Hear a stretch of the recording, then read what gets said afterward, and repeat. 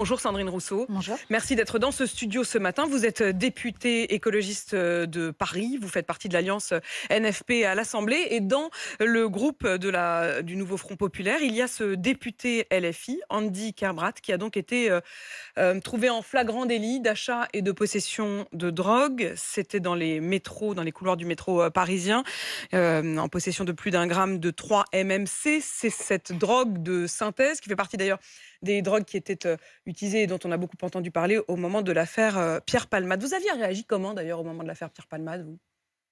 Pierre Palmade, il a mis en danger gravement la vie de personnes. Donc il avait besoin de soins, d'addiction, et il avait absolument besoin de sortir de la spirale infernale dans laquelle il était. D'ailleurs, il aurait dû sortir bien avant que le drame se produise. Mais ce député à qui vous exprimiez votre soutien hier sur Twitter en disant « Soutien, cher Andy, la consommation de drogue et l'addiction sont un enjeu de soins. Tu as reconnu, tu es dans un parcours de soins, reviens-nous en forme. » S'il n'avait pas été pris en flagrant délit, s'il n'avait pas été arrêté par la police, il n'y allait pas de lui-même prendre des soins. Ça vous choque pas, ça, vous? Ben si, ça fait partie des problèmes. Bien sûr que ça fait partie des problèmes. Et les personnes qui sont en Non, mais vous dites, addiction... tu as reconnu que les dans un personnes parcours qui de sont soins, en il a été addiction... pris en flagrant délit et donc maintenant, Non, mais il a évidemment, payé, il dit, désolé, je vais me soigner. il y a une décision de justice, il a reconnu, il a payé c'est une amende forfaitaire, il a payé cette amende. Enfin, je veux dire, c'est précisément le sujet, c'est que dès qu'on stigmatise les consommateurs, et on est au cœur du sujet, dès qu'on stigmatise les consommateurs, dès qu'on criminalise les consommateurs, ils s'éloignent des soins, ils ont peur d'un jugement et donc ils ne vont pas se soigner. Et c'est tout l'échec de la politique de la drogue en France. C'est-à-dire que, on est dans une forme de répression permanente de la drogue et on est abreuvé de discours sur le fait qu'il faut renforcer les mesures contre les consommateurs, alors qu'il faut renforcer les mesures contre les dealers. Ça, là-dessus, j'ai aucun doute. Mais par contre, sur les consommateurs, il y a une politique de santé. Mais pardon, Sandrine Rousseau, quand même, je suis quand même assez frappée par le fait que vous l'excusiez bien vite.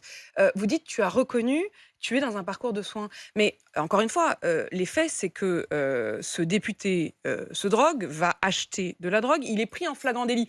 Pas de bol, j'ai envie de dire. Il tombe sur des policiers dans les métros parisiens. Il est à ce moment-là pris en flagrant délit. Et donc, en effet, depuis, il dit « je reconnais et je vais me soigner ». Mais c'est pas du tout spontané.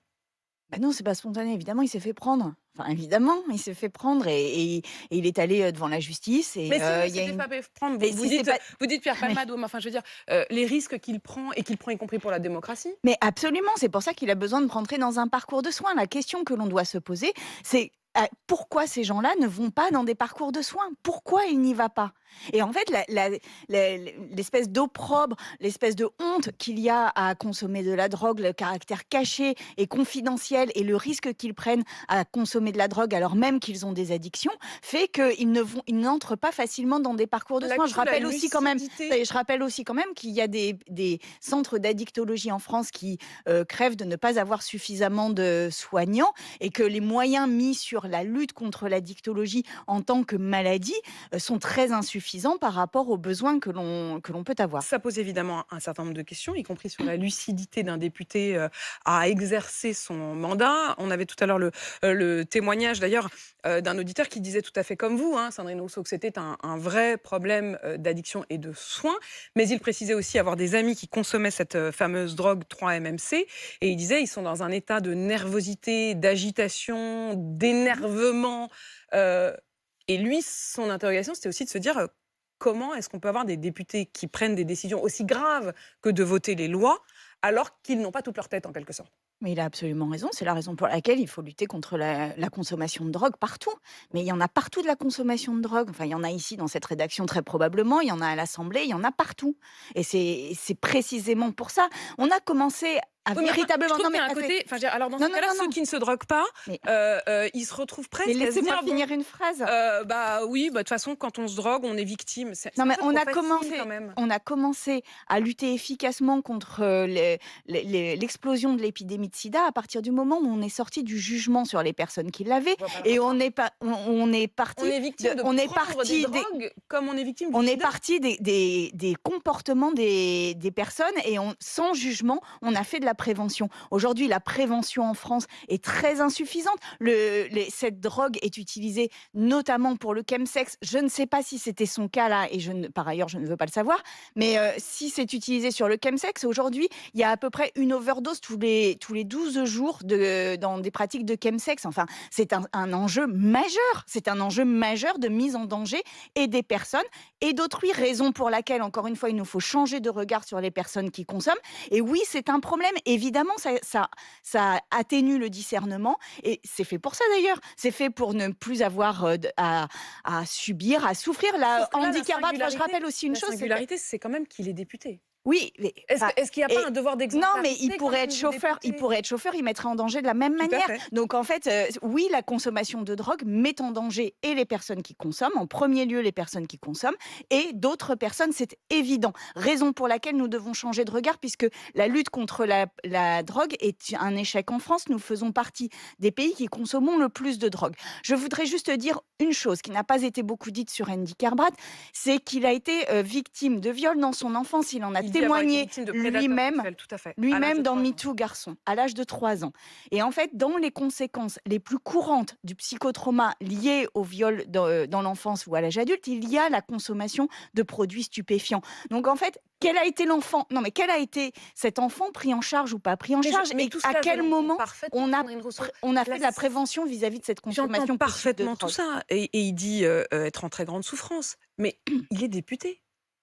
Oui, mais il serait ambulancier, on aurait le même sujet de dangerosité. C'est pareil. L'ambulancier a un devoir de ne pas faire prendre de risques à ceux qu'il transporte. Le député a peut-être un devoir d'exemplarité, non? Il a un devoir d'exemplarité, absolument. C'est Par pour ça ailleurs, qu'il il enfreint la loi. Il y a quand Oui, même aussi une question du rapport à la loi. absolument, Quand on est absolument. celui qui écrit la loi, qui vote la loi et qu'on enfreint la loi, ça Oui, vous mais bien sûr, tout ça, et c'est pas tout ça, c'est évidemment bon, que tout ça, si. c'est OK, tout ça, il y a pas de problème? Évidemment qu'il y a un problème avec ça, évidemment qu'il doit payer devant la justice et il le fait. Mais quand il y a eu un autre député macroniste qui s'appelle Pellerin, qui a lui aussi été pris en consommation de cocaïne, mais je n'ai pas demandé sa démission de la même manière parce Non, mais que vous je êtes pense tout à que fait cohérente, hein. nous devons vraiment avoir, encore une fois, je le dis, ces gens sont malades de leur addiction. C'est une maladie, l'addiction. Il aurait un cancer, on n'aurait pas du tout le même regard. C'est une maladie, l'addiction. Alors oui, c'est une maladie qui Donc conduit pour vous, il à n'est que enfreindre victime. la À loi. aucun moment, il y a le choix conscient. C'est-à-dire vous n'imaginez pas du tout la conscience de l'être humain qui décide à un moment quand même de Quand prendre on est la en drogue. addictologie, c'est précisément ça, c'est qu'on est dépendant.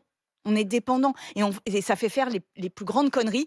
Il a fait une connerie, il n'y a pas de doute là-dessus. Et il doit payer pour cela, il n'y a pas de doute là-dessus, il n'y tant en a qu'il n'est aucun. pas totalement soigné, peut-il continuer à rester député? Alors ça, je pense qu'il faut vraiment qu'il s'engage dans un parcours de soins. Là, par contre, pour moi, ce sera vraiment la ligne rouge très importante dans ma position Il ne peut vis-à-vis de rester lui. député Je que pense s'il rentre dans un sort parcours de soins, de la drogue. véritablement. Oui, ça, c'est clair. Sandrine Rousseau, un mot sur la question de la Mais après, réforme il des y a retraites. d'autres problèmes d'addiction dans l'hémicycle, hein. Je veux dire, il n'est pas le seul, hein. Ça veut dire quoi ça? Il y a de l'addiction à de l'alcool et il y a probablement d'autres addictions aux drogues.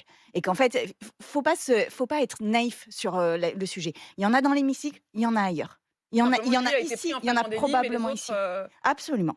Sandrine Absolument. Rousseau, juste un mot quand même de Et politique j'invite avant. d'ailleurs tous les députés qui ont des problèmes d'addiction à vraiment rentrer dans un parcours de soins. Oui, c'est le moment peut-être Oui, absolument. de s'y mettre. Sandrine Rousseau, juste quand même une question sur la réforme des retraites, parce qu'on sait qu'il y a un vrai tiraillement chez les élus de gauche. Vous voulez l'abrogation de la réforme des retraites. Le RN dépose une proposition de loi qui va dans ce sens. Faut-il, c'est le cas par exemple de Fabien Roussel, il dit les communistes, nous, on va sans doute le voter parce qu'on se dit d'où que vienne cette abrogation, ce que veulent nos administrés, c'est qu'on abroge cette réforme, même si ça veut dire voter avec le RN. Quelle est votre position?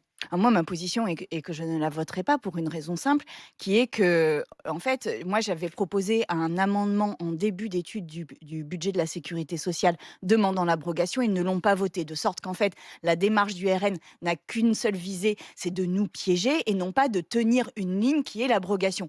Après, il y a des gens dans mon groupe qui probablement probablement la voteront puisque c'est un sujet qui, en effet, est piégeux. Donc c'est compliqué, voilà, et je respecterai toutes les positions de vote. Moi, à titre personnel, j'ai une discipline que je m'impose, qui est pas toujours facile. Je m'en prends beaucoup là-dessus et je comprends vraiment que les électeurs puissent aussi ne pas comprendre la position que je tiens. Je reçois beaucoup de messages, mais je la tiendrai parce que pour moi, c'est important. Mais je comprends aussi que d'autres députés puissent Et il y avoir aura donc une d'autres liberté positions. de vote là-dessus. Merci beaucoup, Sandrine Rousseau, d'être venue dans ce studio ce matin. Je rappelle que vous êtes la députée écologiste de Paris. On l'apprend à l'instant. C'est une dépêche urgent AFP qui nous le dit sur le budget. Un possible recours au 49.3 est au menu du Conseil des ministres de ce mercredi, ce qui mettrait fin de manière immédiate au débat sur le contenu de ce budget.